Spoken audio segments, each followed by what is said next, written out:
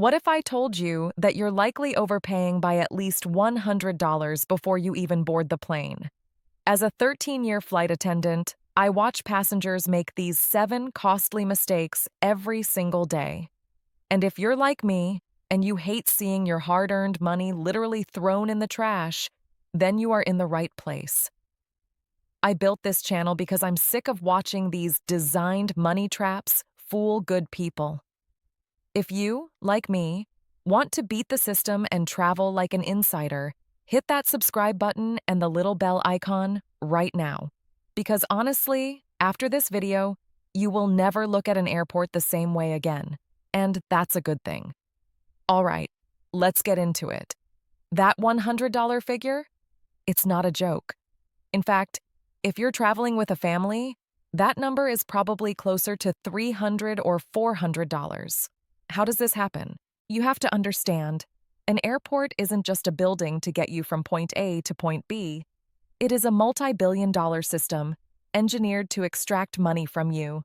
It feeds on your stress, your confusion, and most of all, your desire for convenience. I watch passengers get through security and breathe that sigh of relief. Phew, we made it. But the danger is just beginning. That post-security area, the sterile zone, is the most expensive shopping mall on Earth. But we are smart travelers. Today, I'm exposing the 7 traps that are costing you that $100 or more, and how to avoid every single one of them. Are you ready? Let's go. Trap 1. The parking garage robbery. Losing before you're inside. The first place you waste money starts before you even get out of your car. Airport parking. This is the system's first and most brutal punch. Airports know that when people are stressed, they stop thinking logically. You're running late for your flight, you're trying to manage the kids, and all you see is that giant sign for Terminal 1 parking. And you pull in. That's the moment you lost. Those drive-up parking garages are some of the most expensive real estate in the world. We are talking $30, $40, even $60 a day. For a 1-week vacation, that's over $400 in parking. That is almost another plane ticket. The passenger's mistake, what the system wants. The passenger follows the economy parking sign, thinking they're smart. Ah, they say, I'm paying $25 a day instead of $40. How frugal of I am. Number. Economy parking is just the less expensive trap. It's like choosing to be bitten by only a boa constrictor instead of a venomous snake. They both get you in the end. The insider hack, what the crew does. We, the crew, never use the official airport parking. Why would we? We know 2 secrets. Hack 1.1. The power of pre-booking. If you absolutely must park close to the terminal, never just drive up. Always, at least 24 hours in advance, go to the airport's official website and pre-book your parking. This will often give you an instant 20% to 50% discount on those outrageous drive-up rates. That's a $100 savings for 5 minutes of work. Hack 1.2. The real secret. Off-site parking. This is the pro move. You know those private parking lots just outside the airport property? The ones that say park and fly? People are afraid of them. Will the shuttle be late? Is it safe? Is it too far? Those are lies. Those lots are the single biggest money-saving secret the airport authority doesn't want you to know. They are typically 50% to 70% cheaper than the airport's own lots. Yes, I'm talking $15 a day instead of $60. And their shuttles? They're often more reliable and frequent than the airport's own economy shuttle because it's their entire business model. They drop you right at the terminal curb in 5 minutes. I was just in Dallas, DFW, last week. A passenger I spoke to paid $280 for his 1-week trip in the terminal parking garage. I paid $70 for the same week at a private lot right across the street. The difference? $210. And my car was in a covered garage. We haven't even boarded the plane, and you're already $210 richer. Congratulations, you've beaten the first trap. Let's get through security. Trap 2.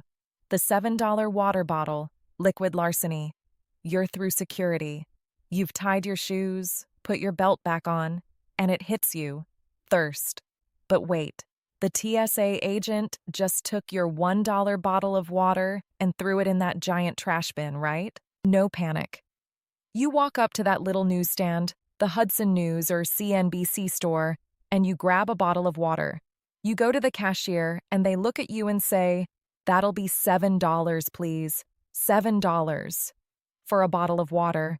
This isn't gold-flaked artisan water. It's just water. The passenger's mistake, what the system wants.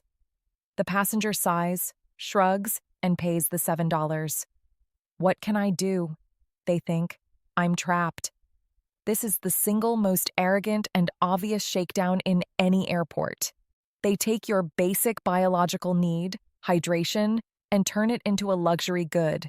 And they do it because they can. It's a captive market. The insider hack, what the crew does. Have you ever seen a flight attendant or a pilot buy a $7 bottle of water from that store? Never. Not going to happen. Because we refuse to play this game.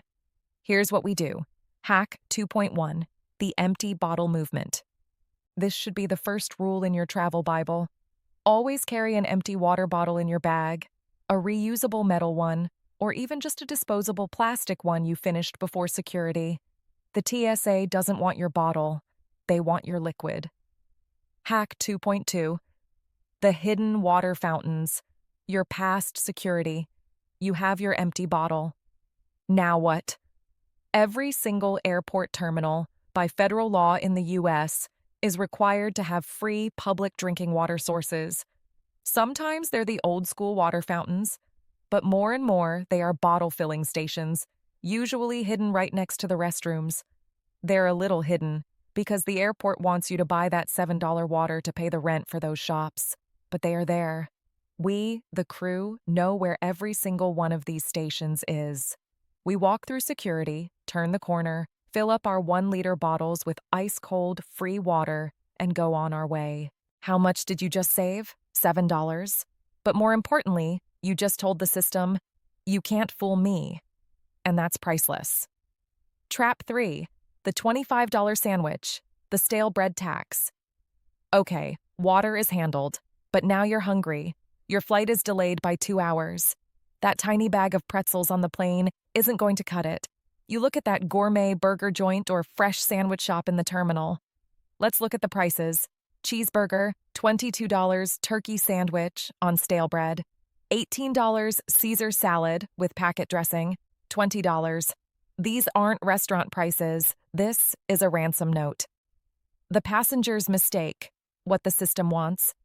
The passenger, frustrated by the delay and driven by hunger, loses all reason. I'm on vacation, I'll splurge, they say, and buy that $22 burger. And what they get is usually a microwaved frozen patty. Why is it so expensive? Because that shop is paying an astronomical rent to the airport. And who do they pass that cost on to? You. The insider hack, what the crew does. We have stomachs too. We get hungry. But you won't see us in that line, because we either eat before we get to the airport, or even better, we bring our own food. Hack 3.1. Bring your own food. Here is the giant secret most passengers don't know.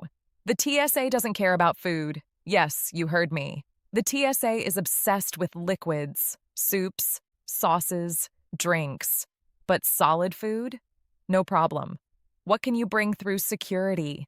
That giant turkey sandwich you made at home, a big salad, as long as the dressing is separate and under 3.4 ounces or 100 milliliters.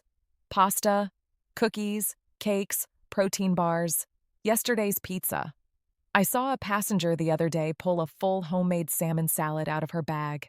You should have seen the jealousy on the faces of the people around her eating their $20 stale sandwiches. That woman had won the game. Hack 3.2. The staff canteen, the A-level move. I'll admit, we have one other little cheat. Most airports have crew cafeterias that are not open to the public. The prices there are normal, $5 for a coffee and sandwich. You can't get in? But in some airports, like Vegas or Orlando, that have a high number of employees, there are hidden public-facing cafes in the far corners of the terminal, away from the gates that employees use. The prices there are 40% cheaper. Next time, don't be afraid to walk far from your gate, near those staff-only doors. You might find a hidden gem, but the safest bet? Pack that sandwich. You just saved another $20. Trap 4, the free Wi-Fi danger. This isn't just about money. All right, we've parked, we've hydrated, we've eaten. Now to just browse the web while we wait for our flight. Great, you say, there's airport-free Wi-Fi. This might be the most dangerous trap on the list. And this time, you're not just risking your money. You're risking your digital identity, your bank passwords, everything. The passenger's mistake, what the system wants. The passenger connects to airport_free_Wi-Fi without a second thought. They click a little accept box and immediately go to check their bank account or type their Facebook password. Do not, please, do not do this. Free public Wi-Fi networks are a playground for cybercriminals. The moment you log on, a criminal on that same network, maybe that guy 2 gates over pretending to drink coffee, can get between you and your device. It's called a man-in-the-middle attack. They can see every password you type, every credit card number you enter. This is my biggest warning for my 45-plus audience who value their life savings. And what about the premium Wi-Fi trap? Some airports go even further. They offer free slow internet or premium fast internet for $14.99. That's also a trap.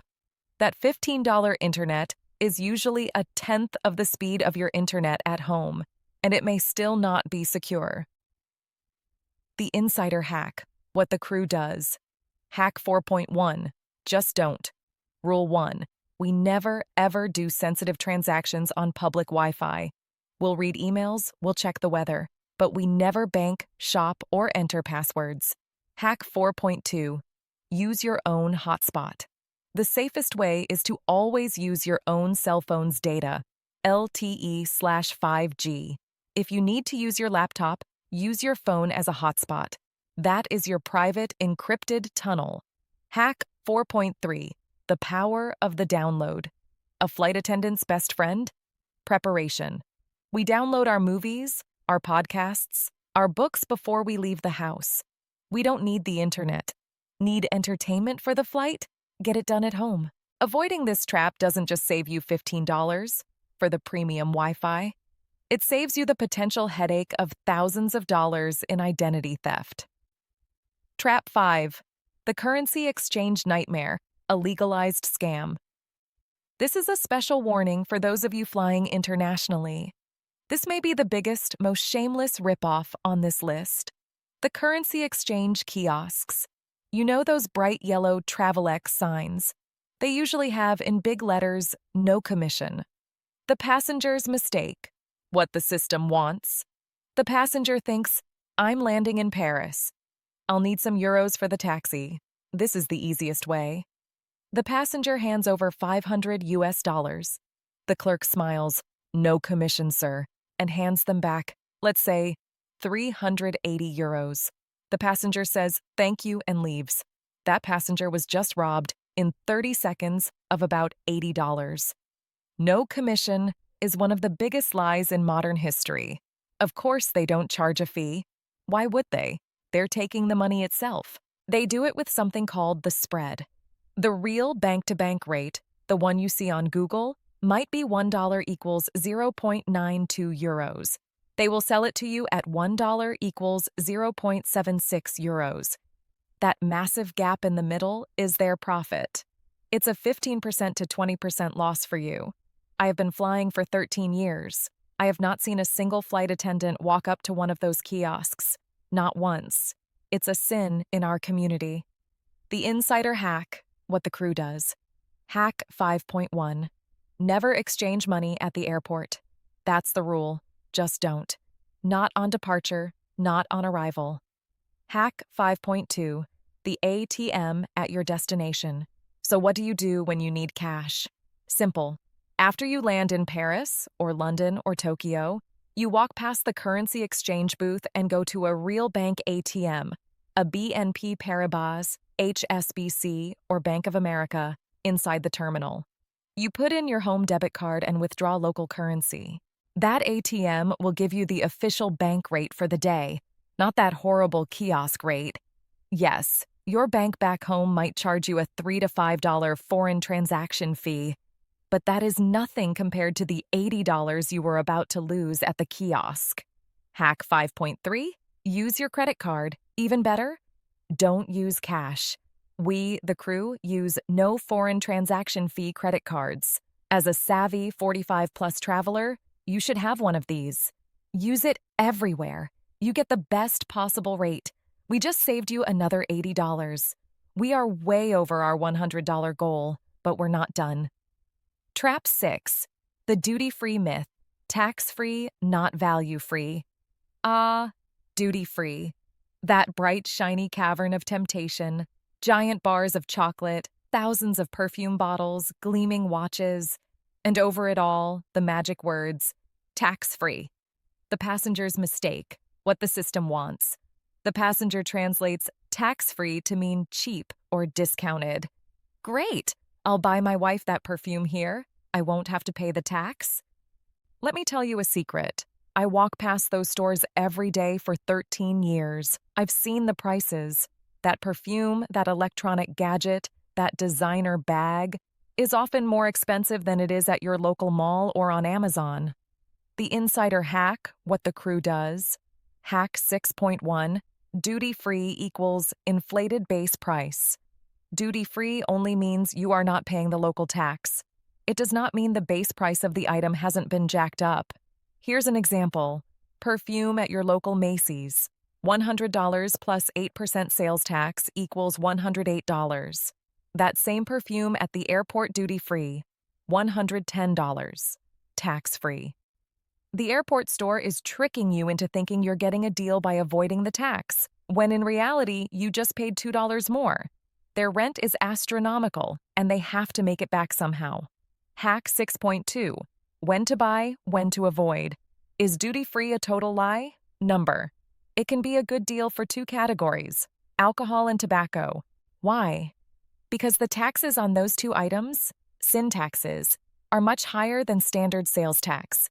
If you are coming from or going to a very high-tax country, like Australia, the UK, or Scandinavia, buying a bottle of liquor or a carton of cigarettes can actually save you real money. But perfume, cosmetics, sunglasses, chocolate, electronics? Never. Don't buy it. Pull out your phone, search for the price of that item on Amazon. 99% of the time, it's cheaper online. You know what the crew does? We walk in to spray the free perfume samples on ourselves, and then we walk out. Trap 7. The lounge access ripoff. $75 for stale crackers. Our final trap. The luxury trap. Your flight is delayed again. The gate area is packed, it's loud, all the outlets are taken. And you see it. That sleek, frosted glass door. The airport lounge. You ask the person at the desk. "Of course, sir," they say. "The walk-in fee is only $75. The passenger's mistake. What the system wants. The passenger is exhausted. They are this close to paying $75 for peace and quiet, for free drinks and free crackers. I deserve this, they think. Number. You don't. You don't deserve this. Let me tell you the truth about what's behind that door. I've been in most of them. You know what you get for $75? A room that is often more crowded than the gate area. Wi-Fi that is often slower than the gate Wi-Fi. Stale crackers from this morning, some cubed cheese, and a jar of olives. Important business types talking loudly on their phones. It is not a sanctuary. It is a separate waiting room for people with $75, and that's it. And it is never worth the walk-in price. The insider hack, what the crew does. Hack 7.1, never pay the walk-in fee. That's the rule. Just don't. It's not worth it. Hack 7.2, if you really want in, You are a savvy 45-plus traveler. If you fly more than 3 times a year, you probably already have lounge access and you don't even know it. Many premium credit cards, like the Chase Sapphire Reserve or the Amex Platinum, give you free lounge access via programs like Priority Pass. Yes, these cards have an annual fee, but you make that money back in perks like parking, lounge access, and other travel benefits. This isn't what the crew does. We have our own private rest areas, but it's what smart travelers do. Hack 7.3. Create your own lounge. So you didn't pay the $75. What do? Take that $75, go to that nice Italian restaurant in the terminal, order yourself a $30 plate of real pasta and a $15 glass of wine. Sit at a comfortable table, charge your phone, people watch. You still have $30 left over, and you just had a far better experience than the guy eating stale crackers for $75. You just beat the system. Again. See that?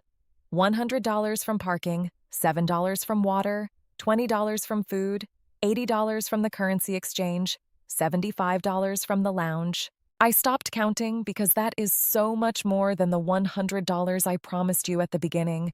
This is hundreds of dollars in savings on a single trip. The airport is a maze designed to take your money. But now, you know the way out, like an insider.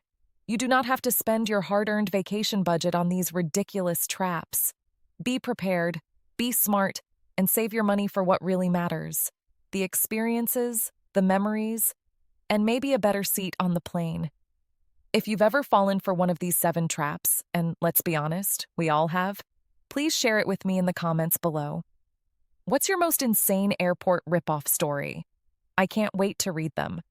And if you think this video just saved you even $20, all I ask is that you hit that like button and subscribe to this channel. I want to build this community into a family of smart travelers who beat the system. Thank you for watching.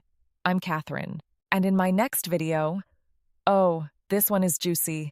In my next video, I'm revealing the 5 passenger habits that flight attendants truly hate, and how one of them might be costing you, or earning you, a free drink or a better seat. You don't want to miss that. Safe and savvy travels.